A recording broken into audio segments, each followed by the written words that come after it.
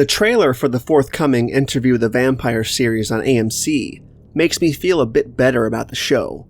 It was not at all the dumpster fire I assumed it was going to be, based on the initial news and casting.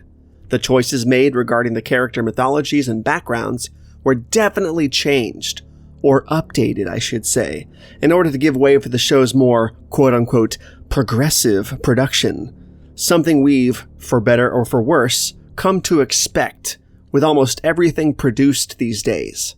I'm just hoping that the show isn't woke for the sake of woke, and that the filmmakers are legitimately trying to tell us a sincere story versus placating the aforementioned woke era, just because they feel they have to. With that said, the visuals look great, the actor portraying Louis seems like he's doing a pretty damn good job, and the guy portraying Lestat has, surprisingly, won me over so far, at least from what I've seen so far. Do I think Anne Rice would have approved of this direction for the story completely? I don't know. Before she passed away, God rest her soul, she gave her full blessing for the show, as did her son, from what I heard. But there has been little to no involvement from the Rice family since those initial meetings, so whether or not they'd be fully on board with this direction is beyond me.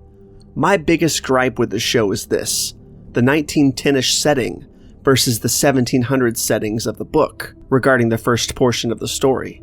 This was, again, updated to fit the progressive nature of the casting, but bringing this story into the 1910s right from the start already makes the story too recent, if that makes any sense, because by the time we get to the actual interview segments, Louis will only have been dead for about 100 years or so, versus the typical 200.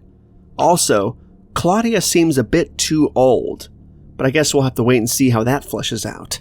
All in all, I'm somewhat looking forward to this, and I will definitely be checking it out.